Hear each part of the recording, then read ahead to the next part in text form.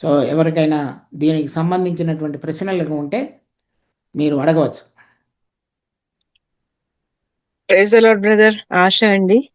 ఆ మీరు కొంచెం ఈ నీతి ఆ, ఫలించటం ఫలించటం అన్న దాని గురించి కొంచెం మాట్లాడగలరా? చూడండి, ఫిలిప్పీలు రాసిన పత్రిక మొదటి అధ్యాయం. ఈ పౌలు యొక్క ప్రార్థన ఈ ఫిలిప్పీలో ఉన్న సంఘాన్ని గురించి మొదటి అధ్యాయం 9-11 వచనాలు. మీరు శ్రేష్టమైన కార్యములను వివేచింపగలవారొకటకు మీ ప్రేమ తెలివితోనూ సకల విధములైన అనుభవ జ్ఞానముతోనూ కూడినదై అంతకంతకు అభివృద్ధి పొందవలనని, ఇందువలన దేవునికి మహిమయు స్తోత్రమును కలుగునట్లు మీరు యేసుక్రీస్తు వలననైన నీతి ఫలములతో నిండుకుని వారై క్రీస్తు దినమునకు నిష్కపటులు నిర్దోషులను కావాలని ప్రార్థించుతున్నాను. కనుక ఇది క్రీస్తు దినంలో మనందరం కూడా నీతి ఫలాలు కలిగి ఉండాలనేటువంటిది పౌలు యొక్క భారం, ప్రార్థన. ఈ నీతి ఫలాలు అనేటువంటివి మత్తయి సువార్త మీరు 5వ అధ్యాయం చూడండి, సరే చదువుతాను. మత్తయి సువార్త 5వ అధ్యాయం 20వ వచనం. శాస్త్రుల నీతి కంటే పరిసయ్యుల నీతి కంటే మీ నీతి అధికం కాని ఎడల మీరు పరలోక రాజ్యంలో ప్రవేశింపరని మీతో చెబుతున్నారు. అంటే పరిసయ్యులు శాస్త్రుల యొక్క నీతి ఉంది, ఆ నీతి కంటే మీరు అధికం కాకపోతే మీరు దానిలో ప్రవేశించలేరు అని చెప్పాడు. సో పరిసయ్యుల నీతి అంటే ఏంటంటే మీకు అర్థం కావాలంటే చూడండి 27వ వచనంలో, వ్యభిచారం చేయవద్దని చెప్పబడిన మాట మీరు విన్నారు కదా, నేను మీతో చెప్పున్నది ఏమనగా ఒక స్త్రీని మోహపు చూపుతో చూచు ప్రతివాడు అప్పుడే తన హృదయమందు ఆమెతో వ్యభిచారము చేసిన వాడగును. సో పరిసయ్యుల నీతి శాస్త్రుల నీతి అంటే వ్యభిచారం చేయకుండా ఉంటే మంచిది. కానీ నీతి ఫలములు కలిగిన వారంటే వారి యొక్క ఆలోచనలో కూడా తలంపు లేదని అర్థం. అది అంత ఉన్నతమైనటువంటి ఫలంగా ఉంది అని అర్థం. తర్వాత చూడండి 38వ వచనం. కంటికి కన్ను పంటికి పళ్ళు అని చెప్పబడిన మాట మీరు విన్నారు కదా, నేను మీతో చెప్పున్నది ఏమనగా దుష్టుని ఎదిరింపగా నిన్ను కుడి చెంప మీద కొట్టు వాని వైపునకు ఎడమ చెంప కూడా తిప్పము. అది నీతి ఫలం. తర్వాత ఎవడైనా నీ మీద వ్యాజ్యము వేసి నీ అంగీ తీసుకొని కోరిన ఎడల వానికి నీ పై వస్త్రం కూడా ఇచ్చివేయము. అది పరిశీలన నీతి కంటే మన నీతి అధికమవటం. ఒకడు 1 మైలు దూరం రమ్మని నిన్ను బలవంతం చేసిన ఎడల వానితో కూడా 2 మైళ్ళు వెళ్ళుము. అది పరిశీలన నీతి కంటే మన నీతి. నిన్ను అడుగువానికిమ్ము, నిన్ను అప్పు అడుగకోరు వాని నుండి నీ ముఖము త్రిప్పుకొనవద్దు. అది నీతి.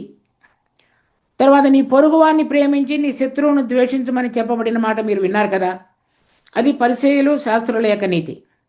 నేను మీతో చెప్పినది ఏమనగా మీరు పరలోకమందున్న మీ తండ్రికి కుమారుల ఎండినట్లు మీ శత్రువులను ప్రేమించుడి, మిమ్మల్ని హింసించు వారి కొరకు ప్రార్థన చేయుడి, చెడ్డవారి మీద మంచివారి మీద తన సూర్యుని ఉదయింపచేసి నీతిమంతుల మీదను అవినీతిమంతుల మీదను వర్షం కురిపించుతున్నాడు. మీరును మిమ్మును ప్రేమించు వారిని ప్రేమించిన ఎడల మీకేమి ఫలం కలుగును? సుంకరులను అలాగు చేయుచున్నారు కనుక మీ సహోదరులకు మాత్రము వందనము చేసిన ఎడల మీరు ఎక్కువ చేయుచున్నదేమి? అన్యజనులు అలాగు చేయుచున్నారు కదా, మీ పరలోకపు తండ్రి పరిపూర్ణుడు కనుక మీరును పరిపూర్ణులుగా ఉండెదరు. సో ఇక్కడ చెప్పబడిన మత్తయి సువార్త 5వ అధ్యాయం 20వ వచనం నుంచి 48వ వరకు చెప్పబడినటువంటి మన ప్రవర్తన నియమావళే ఆ నీతి ఫలములు ఫలించటం. తర్వాత మొదటి సమూయేలు 24వ అధ్యాయం 17-18 వచనాలు.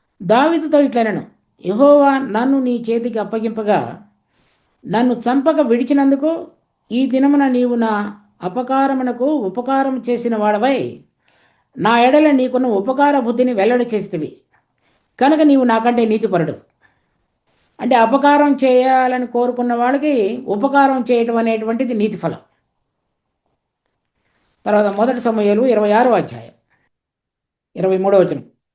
యెహోవా ఈ దినము నిన్ను నాకు అప్పగించినను నేను యెహోవా చేత అభిషేకం నొందిన వానిని చంపనొల్లకపోయినందున ఆయన నా నీతిని నా విశ్వాస్యతను చూచి నాకు ప్రతిఫలము దయచేయను.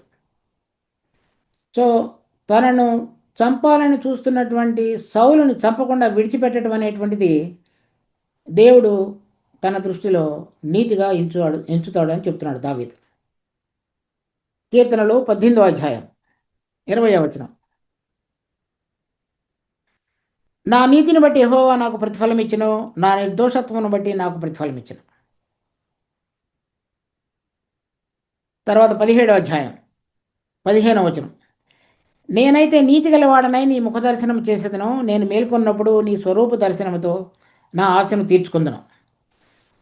అంతకు మునుపు 14వ వచనం చూడండి. లోకుల చేతిలో నుండి, ఈ జీవిత కాలంలోనే తమ పాలు పొందిన ఈ లోకుల చేతిలో నుండి నీ హస్తబలము చేత నన్ను రక్షింపుము. నీవు నీ దానములతో వారి కడుపు నింపుచున్నావు, వారి కుమారులు కలిగి తృప్తి నొందుదురు, తమ ఆస్తిని తమ పిల్లలకు విడిచిపెట్టుదురు. అంటే విశ్వాసులుగా ఉండి ఈ లోకములో మరి అనేకమైన వాటిని వారు పొందినవారు ఇక్కడ వాటి విషయమే సంతోషిస్తున్నారు. కానీ దావీదు చెప్తున్నాడు, ఇందాక మనం చూసినటువంటి మొదటి సమయాలు 24, 26 అధ్యాయాలు, మత్తయి సువార్త 5వ అధ్యాయంలో చెప్పబడిన విషయాలు అవన్నీ కలిగి నేను నీతి గలవాడనే నీ ముఖ దర్శనం చేసేదను. అంటే నేను అటువంటి ప్రవర్తన, ఆ ఫలము కలిగి నీవు వచ్చినప్పుడు, లేకపోతే నేను పునరుద్ధానంలో తిరిగి లేచినట్లయితే నేను చూస్తాను అని చెప్తున్నాడు. అదే నాకు కలిగినటువంటి ఫలం. తర్వాత 11వ అధ్యాయం కీర్తనలు. యెహోవా నీతిమంతుడు, ఆయన నీతిని ప్రేమించువాడు, యథార్థవంతులు ఆయన ముఖదర్శనం చేసేద్దరు. అంటే నీతిని ప్రేమించేవాడంటే నీతి క్రియలను జరిగించే వారిని ప్రేమించేవాడని అర్థం. తర్వాత ప్రకటన గ్రంథం 18వ అధ్యాయం 8వ వచనం. మరియు ఆమె ధరించుకున్నటకు ప్రకాశములను నిర్మలములు నైన సన్నపు నారబట్టలు ఆమెకి ఇవ్వబడిన, అవి పరిశుద్ధుల నీతి క్రియలు. కనుక ప్రభువు అయిన యేసుక్రీస్తుతో ఆయన పెళ్లి కుమారుడిగా లేవనెత్తబడినటువంటి సంఘం పెళ్లి కుమార్తెగా వివాహంలో జతపరచబడినప్పుడు, సంఘం అనేటువంటి పెళ్లి కుమార్తెకు ఇవ్వబడినటువంటి వస్త్రాలు నీతి క్రియలు అనేటువంటి వాటి ద్వారా అల్లబడినవి. ఉచితంగా నీతిమంతులుగా తీర్చబడుట అనేటువంటిది ఒక విషయం, నీతి క్రియలు జరిగించుతూ నీతి ఫలములతో నిండుకొని ప్రభు కొరకు ఇష్టకరంగా జీవించడం అనేటువంటిది రెండవ విషయం. ఆ విధంగా నీతి క్రియలు జరిగించుతున్నవి శత్రువులను ప్రేమించగలిగేది, హింసించు వారి కొరకు ప్రార్థించేది, అడుగువానికి ఇవ్వటం అనేటువంటిది, తర్వాత దేవుని యొక్క పరిశుద్ధత విషయమై ఆశ కలిగి జీవించగలిగినటువంటిది, ఇవన్నీ కూడా నీతి ఫలములు ఫలించేటువంటి కోవలోనికి తీసుకుని రాబడతాయి. అటువంటి జీవితం కలిగినవే మనము ఆ రోజున పెండ్లి వస్త్రము ధరించుకునే దానికి పనికి రాగలిగిన విధంగా అవి ఉడకబడతాయి.